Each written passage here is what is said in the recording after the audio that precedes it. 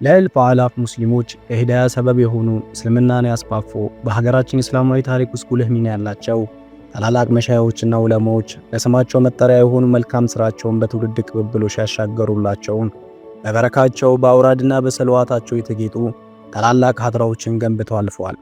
አናጂና ኑር ሁሴን፣ አባድር፣ ገታ፣ ሙጃሂዱ፣ አና ዳና፣ አብሬት፣ ቃጥባሪ፣ ሾንኬት፣ ውሲና ብለን እኚህና መሰለ ቁጥር የበዙ የተቀደሱ አብሮት ስፍራዎችን ስንጠቅስ ከቦታ ስያሜያቸው ባለፈ እጅግ ለገዘፉ ብርቅ ስብዕናቸው መታወሻ ምልክቶቻቸውን አብረን እያወሳን ጭምር ነው።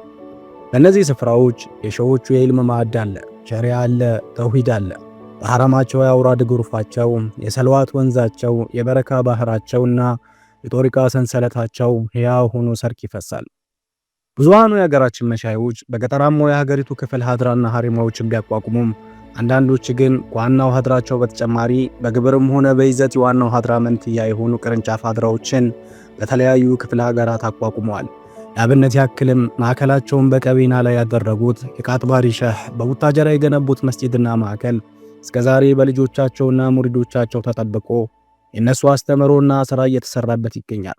ሶማሌ ተራ የሚገኘው የቃጥባሪ ሸህ መኖሪያ ቤትና መስጂድ ዛሬም የሳምንታዊ ስነይን መሰባሰቢያ ከመሆኑ ባለፈ ሳሎናቸው ውስጥ ሸሁ ከተለያዩ ዓለም ያገኙ ሽልማት ተሰብስቦበት ይገኛል። ከዚህም በተጨማሪ በመዲናችን አዲስ አበባ የተለያዩ የሀገራችን መሻይኾች ሳምንታዊና ዓመታዊ ተርቲቦች የሚፈጸሙባቸው መኖሪያ ቤቶችና መስጂዶች ቅርስ ሆነው እንደ ማዕከል እያገለገሉ ሲሆን የቤኒሻንጉል ጉሙዝ አካባቢ ንጉሥ የነበሩት ሸሁ ጀሌ መኖሪያ ቤት የዚህ አይነተኛው ምሳሌ ነው። ወዲህ ደግሞ አሜሪካ ግቢ የሚገኘው ዳለት ሸህ መስጂድና መድረሳ በቤተሰብ ወዳጅና ሙሪዶቻቸው ጥረት በፊት በነበረው ካሬ ላይ አዲስ ማስፋፊያ መሬት ተጨምሮ ትልቅ ማዕከል የመገንባት ውጥን ላይ ናቸው። ስለ ሌሎች ታላላቅ መሻይዎች መንትያ ሀድራዎች ይህንን ያህል ካልን ለሚሊዮኖች መስለም ምክንያት የሆኑ የጉራጌ ማህበረሰብ ከባዕድ አምልኮ ጨለማ አውጥተው ወደ እስልምና ብርሃን የመሩት የታላቁ የአብሬት ሸህ ማዕከሎችስ በምን ሁኔታ ላይ ናቸው ስንል የዚህ ዘጋቢ ፊልም ማጠንጠኛ የሆነው ጥያቄያችንን እናነሳለን።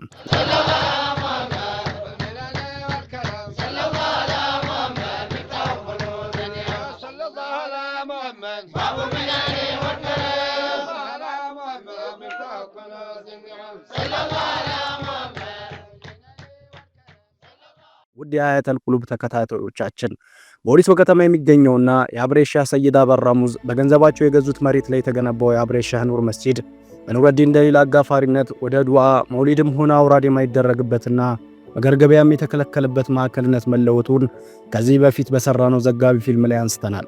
ዛሬ ደግሞ በመዲናችን አዲስ አበባ ከአውቶቡስ ተራ ወረድ ብሎ የሚገኘው የአብሬት ሸህ ማዕከልና መኖሪያ ቤት በርካታ ሙሪዶች በየቀኑ የጀማ ሰላት የሚሰግዱበትና አውራድ የሚሉበት በየሳምንቱ ለመገርገቢያ የሚሰበሰቡት እንዲሁም በርካታ ዑለሞች ረመዳን አንድ ገብተው ሸዋል 10 ድረስ የሚቆዩበት የአዲስ አበባው የሸሃችን መሰባሰቢያ ማዕከል የትገባ ልንል ወደድን።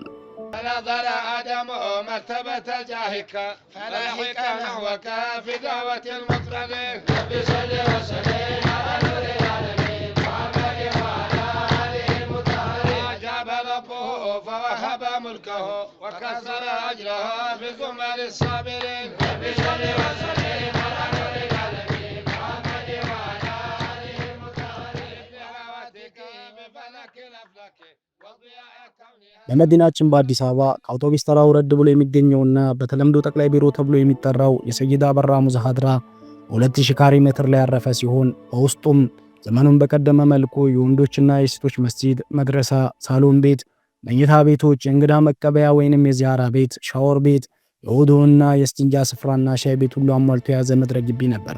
የአብሬት ሸህ በ1950ዎቹ መጀመሪያ ላይ ከገዙት ጀምሮ ከአምስት ወቅት የጀማ ሰላት በተጨማሪ በአብሬት ሐረም ይሰሩ የነበሩ ዕለታዊ ሳምንታዊና ዓመታዊ ተርቲቦች ይከናወኑበት ነበር። ጠቅላይ ቢሮ ከዓመት እስከ ዓመት የአብሬት ሸህ ሙሪዶች መሰባሰቢያ፣ የጨነቀው ዱዓ ማድረጊያና የአብሬት ሐረም ለራቀው ናፍቆቱ ማስታገሻ ነበር። በተለይም የጧትና የማታ የጀህራ አውራድ፣ የህሚስ ማታ ሰልዋትና ኢሽቅ፣ የረመዳን ወር የሌሊት ድባብና የሲልሲላ ዱዓ በከተማ የሚኖረውን ሙሪድ ሩህ ዋናው ሀድራ ጋር የሚያስተሳስሩ መንፈሳዊ ሰንሰለቶች ነበሩ። ከዚህ አይነተኛው ሚና ባሻገርም ጠቅላይ ቢሮ የአባባ በረካ ያረፈበት ውድ ስፍራ ነበር። አምባሳደር ሐሰን ታጁ ያዘጋጀው ተበሩክ የተሰኘው መጽሐፍ ላይ እንደተገለጸው በረካ የሚለው ቃል በተለያየ የቃል ብዜቱ በ32 የቁርአን አናቅጽ ላይ ለ34 ጊዜ በተለያዩ የሐዲስ ዘገባዎች ውስጥ ደግሞ ለ130 ጊዜ ተወሳ ሲሆን መሰረታዊ ትርጉሙ መገኘት፣ መጽናት ወይም መጨመር፣ መፋፋት ነው። አልአስባሃኒ አራጊቢ ደግሞ አልሙፈረዳት ፊ ገሊር ቢልቁርአን የተሰኘው ድርሳናቸው ላይ በረካ ማለት በአንድ ነገር ላይ መለኮታዊ በጎነት መገኘቱ ወይም መጽናቱን በማለት ይገልጻሉ። ከዚህ ጋር ተያይዞም ተበሩክ ማለት ደግሞ በረከትን መሻት ተብሎ በቋንቋ አዋቂዎች የተተረጎመ ሲሆን ፍካሬውም አንዳች ነገር በመፈጸም ወይም በመንካት የአላህን በረካ መሻት ማለት ነው።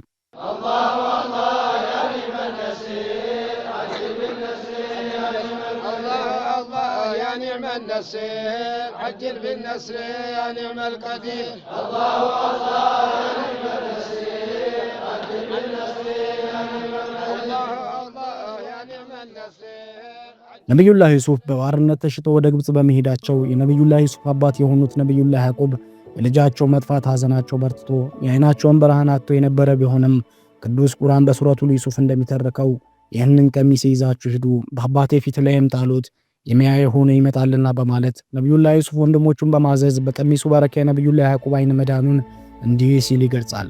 አብሳሪውን በመጣ ጊዜ ቀሚሱን በፊቱ ላይ ጣለው፣ ወዲያውም የሚያይ ሆነ። ሱረቱል ዩሱፍ ስለ ተበሩክ ፍቁድነት ከሚገልጹ ብዙ የሐዲስ ዘገባዎችና የሰሃባ ታሪኮች መካከል አንደኛው በየምሩኩ ጦርነት ከመጀመሩ በፊት ሰይፉላህ የሆኑት ኻሊድ ኢብኑ ወሊድ አንዲት የነተበች ኮፍያ ጠፍቷቸው በብርቱ አስፈልገው ካገኟት በኋላ እንዲህ ሲሉ መተረካቸው ነው። በአንድ ወቅት የአላህ መልእክተኛ ዑምራ አደረጉ፣ ጸጉራቸውንም ተላጩ። ሰዎቹም እርሱን ለማግኘት ተሽቀዳደሙ። እኔም ባናታቸው በኩል ያለች ጸጉር ደረሰችኝ፣ እዚህች ኮፍያ ውስጥ አኖርኳት። ይህች ኮፍያ በእጄ እያለች በማድረጋቸው ጦርነቶች ሁሉ ምን ጊዜም አሸንፋለሁ። فنظر آدم مرتبة جاهك فلاحق نحوك في دعوة المطرب رب صل وسلم على نور العالمين محمد وعلى آله المطهرين أجاب ربه فوهب ملكه وكسر أجره بزمر الصابرين رب صل وسلم على نور العالمين محمد وعلى آله المطهرين بدعوتك بفلك الأفلاك وضياء كونها አጠቃላይ እንደ ነብያት ሁሉ ደጋግ የአላህ ባሮችም ከአላህ የተሰጣቸው መለኮታዊ በጎነት ያላቸው ሲሆን ከዚህ በጎነታቸው ጋር የሚቆራኘው በረካ ደግሞ ከነርሱ ጋር ንክኪ ባለው ነገር ላይ ሁሉ ሰፍሮ ይገኛል። ከላይ ለማየት እንደተሞከረው ጠቅላይ ቢሮ የሰይድ አበራሙዝ በረካና ወዝ ያረፈበት ብቻ ሳይሆን ታላላቅ ስብዕናዎችም አባባን የዘገሩበትና የእነሱን በረካ ያረፈበት ስፍራ ነው። ያብነትም የዳንዮቹ የልጅ ልጅ የሆኑትና ከሲቲል ዋባና ከሸሚስ ባዳና ጥምረት የተገኙት ሲቲ ሐዋ መልካሙ የአያቴ ወራሽ ብለው በሶት የወለደውን ውዳሴ ያንጎራጎሩት በጠቅላይ ቢሮ በራፎች ላይ ቆመው ነበር።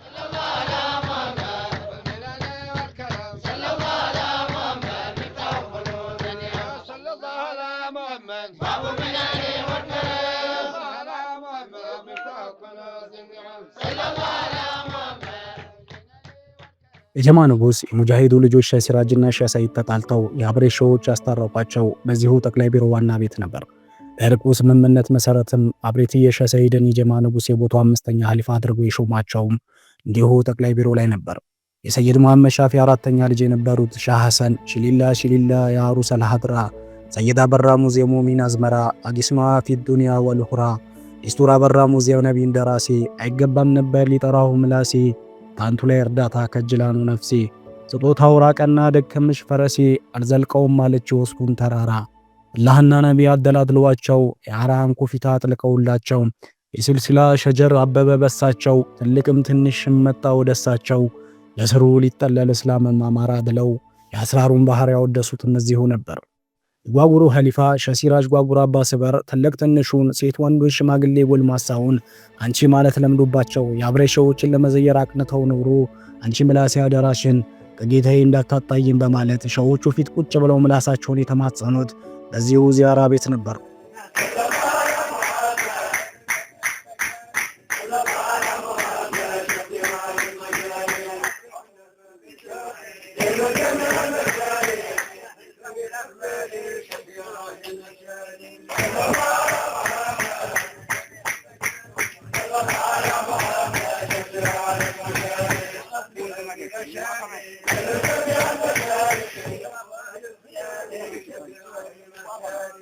Allah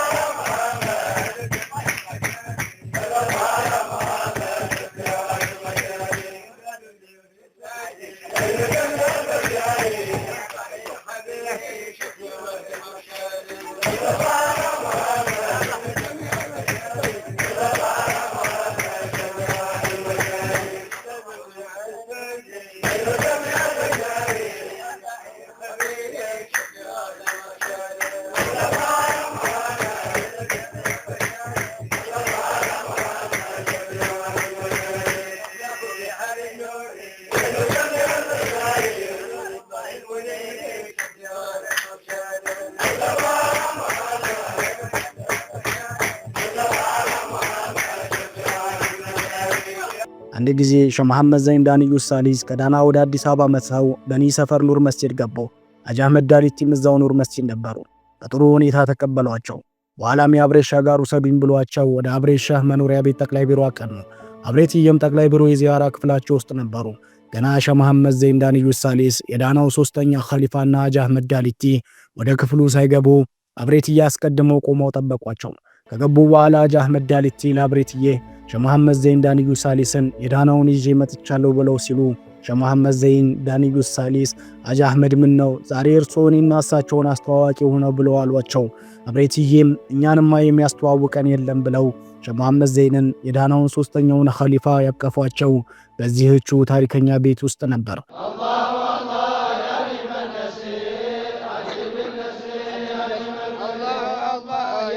النسير عجل بالنسر يا نعم القدير الله الله يا نعم النسير عجل بالنسر يا نعم القدير الله الله يا نعم النسير የአፋሩ ሼህ አህመድ ኬሼሁ የአብሬት ሸሆች ፊት ቆሞ በቀልቡ ያሰበውን እሱና አላሁ ሱብሓነሁ ወተዓላ ያውቁታል።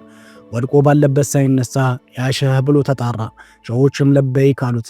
አና ቢኩም ረዲት አላቸው። በዚሁ ምክንያት የአፋሩ ሼህ አህመድ አና ረዲት የምትለው ኩንያ የተሰጣቸው ጠቅላይ ቢሮ ላይ ነበር። ወዲህ ደግሞ ሼህ መሐመድ አዛን የልጅ ልጅ ሼህ መሐመድ ሷሊህ ከሚስር ምድር ኪብረቱል አህመርን አሳትመው አስጭነው በማምጣት እጅ ስመው በዚህች ቤት አስረከቡ። ብቻ ጠቅላይ ቢሮ ከሀበሻ መሻይሆች ከዳና እስከ አና ከከቢር ሐሽም እስከ ጓጉር ፈቂህ ዙበይር ከጀማ ንጉስ ከደንቢዶሎ ከሶቃ እስከ ሱዳን ጀበሉል ማዕወያን ያሉትን ታላላቅ ዘመናቸውንና የዘመናችን ደጋጎችን ተበሩክ ይዛ ነበር። ጠቅላይ ቢሮ ሸሆች የአብሬት ሻህ ከዳንዩስ ሳኒ ጋር ተንሾካሽኮበታል። የሱዳኑ ጠሪቀት አልቃድሪያን ዘዋሪ ሻህ አብዱል ባቂ አልሙካሺፍ አልቃድሪ የጠሪቃ ሻያቸው የሆኑትን አብሬትዬን ተመላልሰው ዘይረውበታል። በአሩሲ የአብሬት ሻህ ያለፏቸው ሻህ ህድር ወሊሶ በርካታ ደረሳዎችን አሰልፈው በረካ ፍለጋ ጎራ ብለውበታል። እነ ሻህ አህመድ ገታ እነ የጌዴ ሻህ የቃጥባሪ ሻህ ያሉ ሳዳቶችን ሸሆቹ አስተናግደውበታል። የደረቀ አፍርቶ ያጣ አገኝቶበታል። የታመመው ሽረው የተራቡ ጠግበውበታል። የተጣሉ ታርቀው ወዳጅነታቸውን አጠንክረውበታል። ከዚህ በተጨማሪም የዕለማዎቹ ዋሻ ሆኖ አቤቱታ ሲቀበልና ሸሆቹ ፍቃድ ሲሰጡበት ከርመዋል። ሐጂ መሐመድ ሳኒ በአፄ ኃይለ ሥላሴ ትእዛዝ ቁርአንን ወደ አማርኛ ተርጉሞ ለማሳተም የሸሆቹ ፍቃድ እዚሁቹ ቤት ውስጥ ተቀብሏል። የጠቅላይ ቢሮ በራፍ እነ ሐጅ መሐመድ ሐቢብ፣ ሐጅ ዙል መካን፣ ሐጅ ሙሳ ዘይኑ ያሉትን ታላላቅ ዑለማዎችን ታውቃቸዋለች። ብቻ በጥቅሉ ጠቅላይ ቢሮ ከሀበሻ ሳዳቶች እስከ ዑለማ ያሉትን ከበሩ ከአንድ እርጋ ይዛ ነበር። ጠቅላይ ቢሮ የሰይድ አበራ ሙዝ መኖሪያና ሀድራ ከመሆኑም ጋር በአበራ ሙዝ ሙሪዶች ልብ ላይ ልዩ ትዝታና ቁርኝነት የፈጠረ ግቢ ነበር። እንደ ኢትዮጵያውያን አቆጣጠር በ1970 ሚያዝያ ወር በቀን 12 በዕለተ ሐሙስ ታላቁ ሼህ ሰይድ አበራ ሙዝ በደርግ መንግስት ባለስልጣናት ውሃ ክፍል ትፈለጋላችሁ ተብለው እንደወጡ የቀሩትም ከዚህ ከጠቅላይ ቢሮ ነበር። ይህንን መሰረት አድርጎም አባባ መግሪብ መመለሳለሁ ነው ያሉን በማለት ለሸሁ ቃል ታምኖ ለዓመታት ጠቅላይ ቢሮ በር ላይ አባባ መምጣት ይጠባበቅ የነበረ ሙሪዳቸውም የፍቅር ጥበቃ ፊርማውታውን ያደረገው እዚሁ ጠቅላይ ቢሮ በር ላይ ነበር። ከሂጅራቸው በኋላ በአበራ ሙዝ ፍቅር የነደዱ ሙሪዶቻቸውም ከሻቸው የቀራቸውን ትዝታና ናፍቆት ያስታምሙ የነበረው በዚህ የበረካ ግቢ ነበር። ይህ ሁላ ኢባዳ፣ ትዝታ፣ ሙሐባና በረካ ግን ባለበት አልቀጠለም። ጠቅላይ ቢሮ ግቢ ውስጥ ይዘንብ የነበረው ያ ሁሉ አውራድ፣ ያ ሁሉ ኢባዳና ሙሐባ በአንዲት አሳዘኝ ቀን እንዳልነበረ ሆነ። ለኢትዮጵያን አቆጣጠር በ2012 ዓመተ ልደት ሀገር በኮሮና ወረርሽኝ ልትታመስ ሀገራዊ መቅሰፍት መጣው በሚልበትና የሸሆች ውስጥ ጋሳና ተወስላ በብርቱ በሚፈለግበት ወቅት ማዕከሉን የሚያስተዳድሩ የቤተሰብ አባላቶች ታሪካዊ ስህተት ብቻ ሳይሆን ዘመን የማይሽረውን ጥፋት ፈጸሙ። ለሁሉም ቤተሰብ ሳያማክሩ አባባ ያበቋቸውን ታላላቅ ዑለማዎችን ሳያናግሩና ለሞሪዱ ተለዋጭ መሰባሰቢያ ሳይሰጡ የተጠና በሚመስል ሴራ ሙሪዱ ለረጅም መውሊድ ወደ አብሬት ሲገባ ያንን ታሪካዊ ቦታ የዱዓ የኢባዳ የበረካ የሰለዋትና የሙሐባ መሰባሰቢያ ማዕከል እንደ ቀላል ተራ የቀበሌ ቤት አፈረሱት። በወቅቱ አብሬት የገባው የአዲስ አበባ ሙሪድ ሲመለስ ጠቅላይ ቢሮ ትዝታው፣ ዋው መገርገቢያው፣ መውሊዱን፣ ረመዳኑና የሲልሲላ ሽሊላቱን በወለልና ግድግዳዎቹ እንደያዘ ከመሬት ጋር ተቀላቅሎ አየ።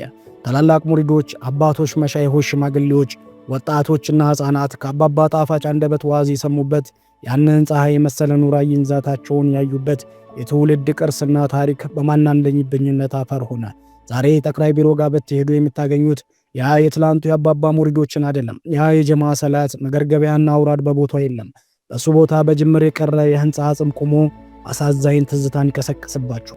በወቅቱ መፍረሱን የሰሙ የገንዘብ ሀብት ያላቸው ሙሪዶች ምነው በተነግሩን ጠቅላይ ቢሮ ትዝታ ማዕከላችን ሳይፈርስ እዛው አካባቢ ከሱ የሚበልጥ መሬት እንገዛላችሁ ነበር ማለታቸውም ተሰምቷል።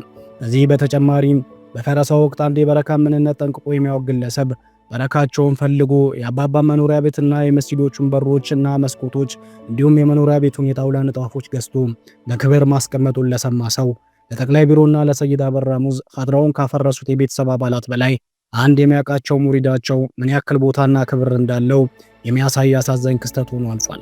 ጠቅላይ ቢሮን ያፈረሱት አካላት ስለ ቀድሞ አገልግሎቱ ሲጠየቁ እስከ 9ኛ ፎቅ ሱቆች ገንብተን እናከራያለን፣ 9ኛ ፎቅ ላይ ደግሞ መስገጃ ቦታ እንሰጣለን ከማለት ያለፈ ተስፋ ሲሰጡም አልተሰማም።